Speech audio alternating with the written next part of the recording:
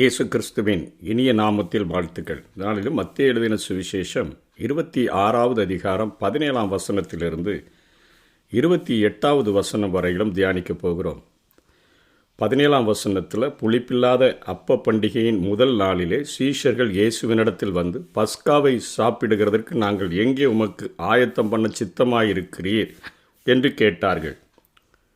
புளிப்பில்லாத அப்ப பண்டிகை 7 நாட்கள் அவர்கள் ஆசரிக்கக்கூடியவர்களாக இருந்தார்கள்.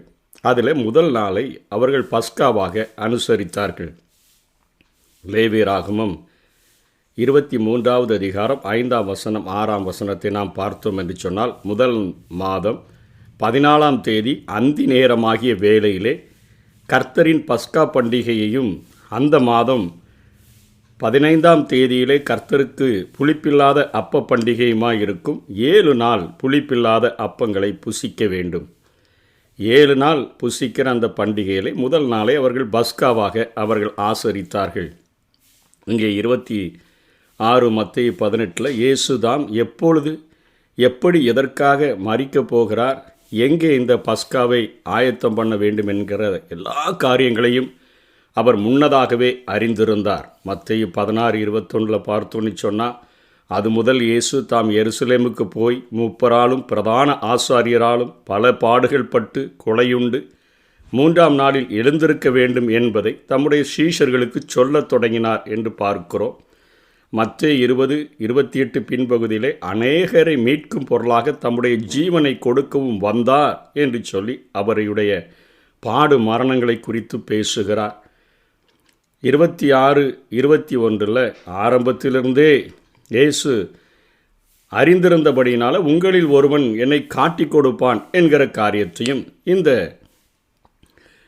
பஸ்கா பண்டிகையை அவர் எங்கே ஆசரிக்க வேண்டும் எல்லாவற்றையும் அவர் அறிந்திருந்தார். யோவான் 6:64 ஆகிலும் உங்களில் விசுவாசியாதவர்கள் சிலர் உண்டு என்றார். விசுவாசியாதவர்கள் இன்னார் என்றும் தம்மை காட்டி கொடுப்பவன் இன்னான் என்றும் ஆதி முதலாக இயேசு அறிந்திருந்தபடியினால் என்று சொல்லியெல்லாம் ஆண்டவர் எல்லா காரியங்களையும் தெளிவாக இயேசு அறிந்து வைத்திருந்தார் என்கிறதை இந்த பகுதிகள் நமக்கு விளக்குகின்றன. இதனைத் தொடர்ந்து 22ஆம் வசனத்தில் அவருடைய சீஷர்கள் எல்லாரும் கேட்குறாங்க.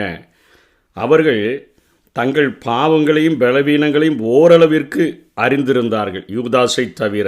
ஆகவே காட்டி கொடுப்பான் என்று சொன்ன உடனே நானோ என்று சொல்லி ஒவ்வொருவராய் அவர்கள் கேள்வி கேட்க ஆரம்பிக்கிறார்கள். ஒருவரிடத்திலும் கிறிஸ்துவை காட்டி கொடுக்கின்ற அளவுக்கு மிக மோசமான அந்த பாவத்தை செய்கிற எண்ணம் அவர்களிடத்தில் கிடையாது. ஆகவே அவர்கள் கேட்கிறார்கள். அவர்களுடைய மனநிலையெல்லாம் 33ஆம் வசனத்திலிருந்து 35ஆம் வசனம் வரையிலுமே நாம் பார்க்கிறோம். பேதுரு அவருக்கு மறுமொழியாக, உமது நிமித்தம் அனைவரும் இடரலடைந்தாலும் நான் ஒருபோதும் இடரலடையேன் என்றான். அவர்களுக்குள்ளாக காட்டி கொடுக்க வேண்டும் என்கிற ஒரு மனதின் அந்த சுபாவம் இல்லை, அந்த கொடுமையான எண்ணம் இல்லை. ஆனால் அவர்களுடைய பலவீனங்கள் இருந்தது.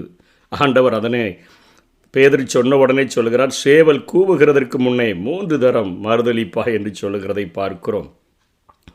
35ஆம் வசனத்தில் அதற்கு பேதுரு, நான் உம்மோடே மரிக்க வேண்டியதாக இருந்தாலும் உம்மை மறுதலிக்க மாட்டேன் என்றான். சீஷர்கள் அனைவரும் அப்படியே சொன்னார்கள். அவர்களுக்குள்ளாக பலவீனங்கள் இருந்தது. மனிதர்களிடத்தில் காணப்படுகின்ற பலவீனங்கள் காணப்பட்டதை ஒழிய அவரை காட்டி கொடுக்கிற அளவிற்கு அவர்கள் அத்தனை மோசமானவர்களாக இல்லை.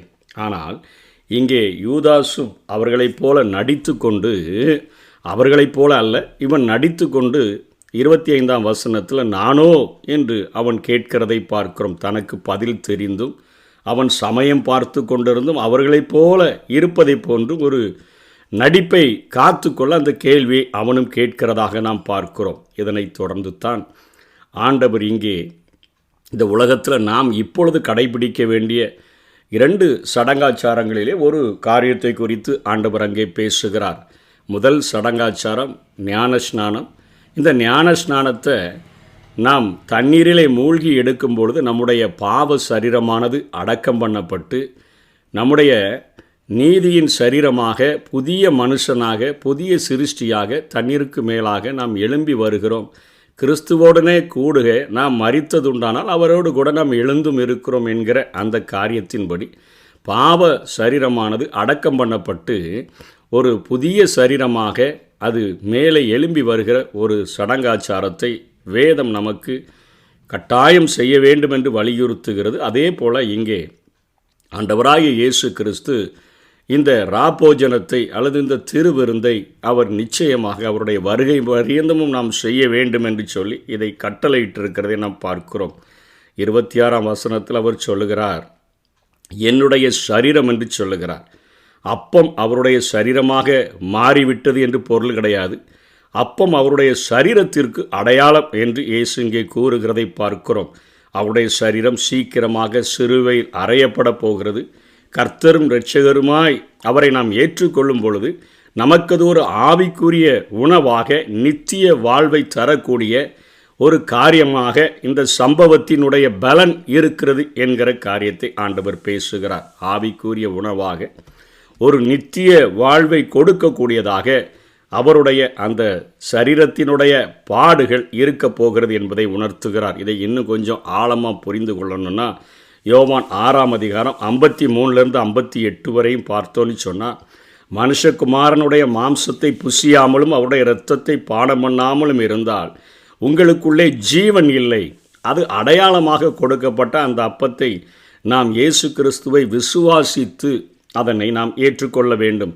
என் மாம்சத்தை புசித்து என் இரத்தத்தை பானம் பண்ணுகிறவனுக்கு நித்திய ஜீவன் உண்டு, நான் அவனை கடைசி நாளில் எழுப்புவேன். அதாவது ஆவிக்குரிய உணவு நித்திய வாழ்வு. இன்னும் தொடர்ந்து சொன்னால், என் மாம்சம் மெய்யான போஜனமாய் இருக்கிறது, என் இரத்தம் மெய்யான பானமாய் இருக்கிறது. என் மாம்சத்தை புசித்து என் இரத்தத்தை பானம் பண்ணுகிறவன் என்னிலே நிலைத்து இருக்கிறான், நானும் அவனிலே நிலைத்து இருக்கிறேன்.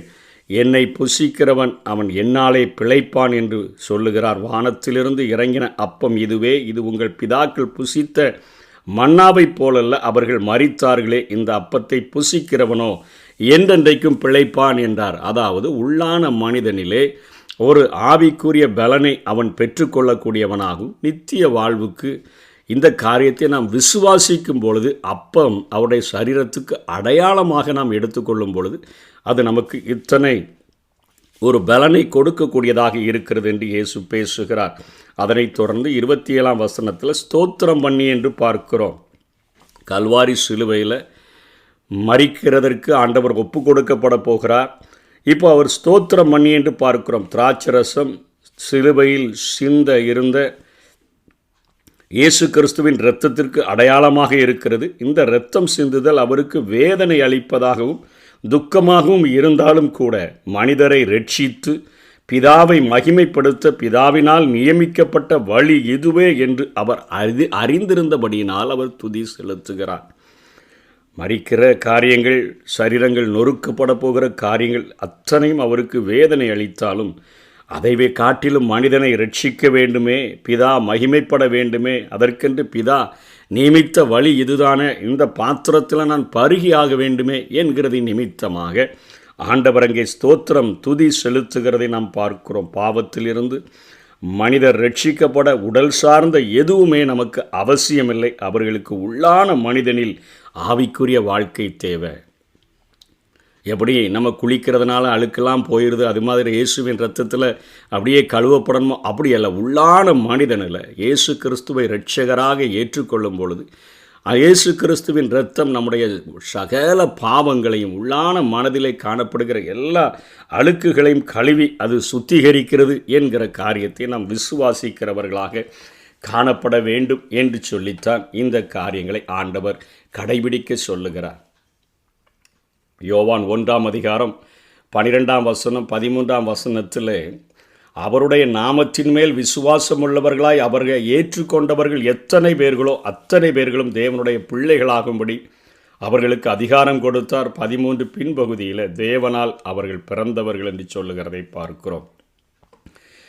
யோவானில் 3ஆம் அதிகாரம் 3-8 வரையும் பார்க்கும் பொழுது நிக்கோதேமு அவன் ஆண்டவரிடத்தில் வருகிறான். ஆண்டவர் சொல்லுகிறார், ஒருவன் ஜலத்தினாலும் ஆவியினாலும் பிறவாவிட்டால் அவனுடைய தேவனுடைய ராஜ்யத்தில் பிரவேசிக்க மாட்டான் என்று சொல்லும்பொழுது அவன் இன்னொரு முறை தாயின் வயிற்றில் பிறந்து பிரவேசிக்க வேண்டுமோ என்று சொல்லி எல்லாம் கேட்டபொழுது ஆண்டவர் அவனுக்கு பதில் உரைக்கிறார். மாம்சத்தினால் பிறப்பது மாம்சமாயிருக்கும், ஆவியினால் பிறப்பது ஆவியாயிருக்கும். இயேசு கிறிஸ்துவை சொந்த இரட்சகராக ஏற்றுக்கொண்டு அவர் கல்வாரி சிலுவையில் சிந்தின இரத்தம் என்னுடைய எல்லா பாவங்களையும் கழுவி சுத்திகரிக்கிறது என்கிற ஒரு விசுவாசமானது நம்முடைய உள்ளான மனிதனிலே ஒரு பலனை கொண்டு வந்து அவனை வாழ வைக்கக்கூடியதாக இருக்கிறது.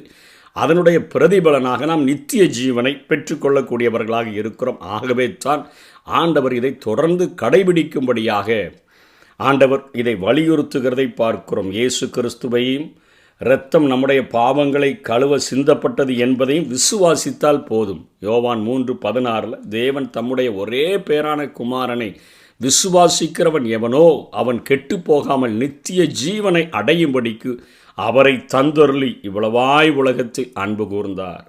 வசனம் 28 பாவ மன்னிப்பு உண்டாகும்படி என்று சொல்லி புது உடன்படிக்கை என்று ஏற்படுத்துகிறதை பார்க்கிறோம். இரத்தத்தினால ஆண்டவர் பாவ மன்னிப்பை உண்டு பண்ணி இந்த இரத்தமானது நம்முடைய பாவங்கள் முழுவதையும் கழுவுகிறது என்கிற காரியத்தை குறித்து சொல்லுகிறார். சீனாய் மலையில் நியாயப்பிரமாணமும் கிரியைகளினாலும் நியாயப்பிரமாணத்தை நிறைவேற்றணும், அதை கிரியைகளினால் நிறைவேற்ற வேண்டும் என்கிற முதல் உடன்படிக்கையானது அவர்களுக்கு கொடுக்கப்பட்டது. இந்த புது உடன்படிக்கை என்பது இயேசு கிறிஸ்துவின் இரத்தம் சகல பாவங்களையும் கழுவி நம்மை சுத்திகரிக்க போதுமானது. இது கிருபையினால் உண்டானது.